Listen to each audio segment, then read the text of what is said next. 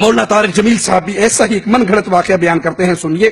کہتے ہیں ایک بدو قبر رسول صلی اللہ علیہ وسلم پر آیا اور کہا السلام علیکہ یا رسول اللہ صلی اللہ علیہ وسلم۔ پھر کہا آپ کے رب نے کہا ہے وَلَوْ أَنَّهُمْ إِذْ ظَلَمُوا أَنفُسَهُمْ جَاءُوكَ فَاسْتَغْفَرُوا اللَّهَ وَاسْتَغْفَرَ لَهُمُ الرَّسُولُ لَوَجَدُوا اللَّهَ تَوَّابًا رَحِيمًا، کہ اگر آیت کا معنی ہے اگر یہ گناہ کر لیں، ظلم کر لیں اپنی جانوں پر، پھر آپ کے پاس آئیں، آپ ان کے لیے اللہ سے معافی مانگے اور یہ بھی معافی مانگے تو پھر اللہ ان کو معاف کر دے گا۔ کہا ہے اللہ کے نبی میں آپ کے پاس آیا ہوں، اپنے گناہوں کو مانتا ہوں اور معافی مانگتا ہوں، آپ کو اللہ کے دربار میں سفارشی بناتا ہوں، آپ کا رب میری بخشش کر دے۔ پھر رونے لگا، 4 اشعار پڑھے، آنسو پوچھتا ہوا چلا گیا۔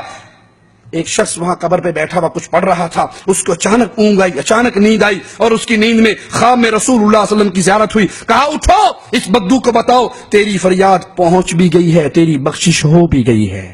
ایک بدو آتا ہے، آپ دنیا سے جا چکے ہیں، عتبی رحمت اللہ علیہ قبر پر بیٹھے کچھ پڑھ رہے ہیں، وہ بدو اونٹنی کو بٹھاتا ہے اور قبر پہ آ کے کہتا ہے السلام علیکہ یا رسول اللہ، سلام پیش کرتا ہے، پھر کہتا ہے یا رسول اللہ آپ کے رب نے کہا ہے وَلَوْ أَنَّهُمْ إِذْ ظَلَمُوا أَنفُسَهُمْ جَاءُوكَ فَاسْتَغْفَرُوا اللَّهَ وَاسْتَغْفَرَ لَهُمُ الرَّسُولُ لَوَجَدُوا اللَّهَ تَوَّابًا رَحِيمًا، کہ اے میرے نبی یہ اپنے پر ظلم کر کے آئیں، گناہ کر کے آئیں اور پھر معافی مانگیں اور تو سفارش کرے اور یہ معافی مانگے تو میں انہیں معاف کر دوں گا۔ یہ اس نے آیت پڑھی، پھر کہنے لگا میں جیتوں کا مستغفرا لذنوبی، میں آپ کے پاس آیا ہوں، اپنے گناہوں کو مانتا ہوں، معافی مانگتا ہوں، مستشفعا بک الی ربی، میں آپ کو اللہ کے دربار میں سفارشی بناتا ہوں کہ آپ کا رب میری بخشش کر دے۔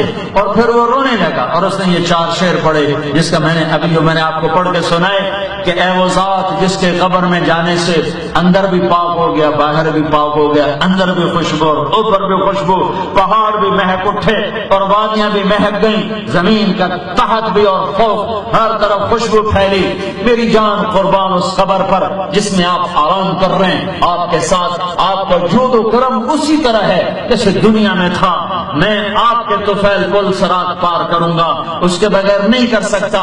ہاں میں ابو بکر عمر کو بھی نہیں بھول سکتا، آپ پر اور ابو بکر پر اور عمر پر جب تک قلم کار کا قلم چلتا رہے میرا سلام آپ کو پہنچتا رہے۔ یہ اشعار کہے اور آنسو پوچھتا ہوا اونٹنی کو چل دیا۔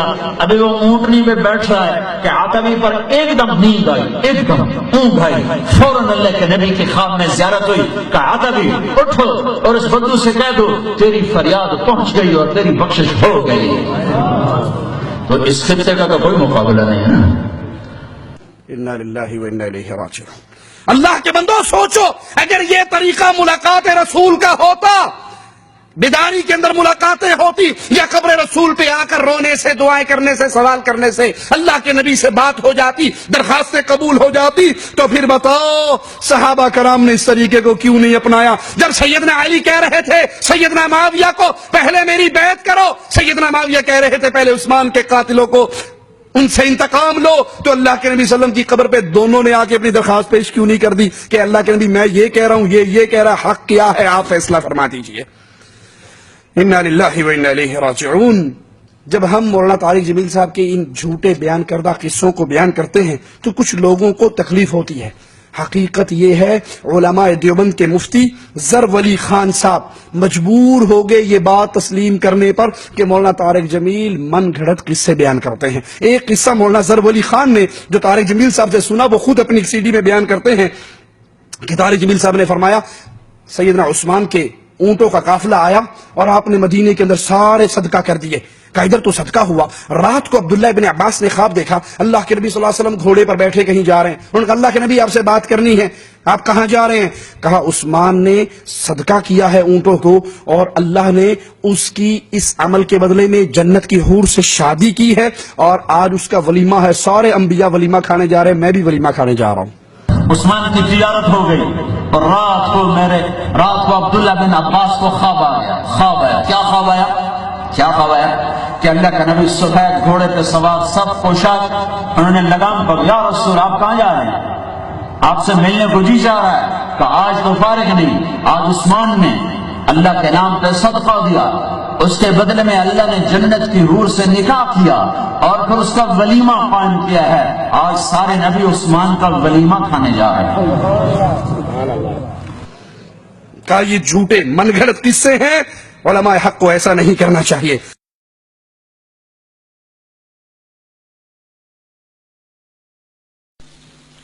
ایک عالم نے مولانا طارق جمیل کے بارے میں کہا کہ وہ کذاب اور جھوٹا اور من گھڑت حدیثیں پیش کرتے ہیں۔ واقعتاً ایسا ہے، مولانا طارق جمیل صاحب کے بیان میں احتیاط نہیں ہے، ان سے سخت خطرہ ہے کہ وہ بعض روایتیں پتہ نہیں کہاں سے کون سی کمپنی سے لیتے ہیں۔ اس دن ایک روایت میں سن رہا تھا کہ رسول اللہ صلی اللہ علیہ وسلم نے فرمایا کہ ملائک نے آ کے مجھے بتایا کہ حضرت عثمان کا ولیمہ ہوا ہے، میں اس میں شرکت کے لیے جا رہا ہوں۔ اس قسم کی روایتیں علماء حق سناتے ہیں، اس کے سر پیر نہ ہو۔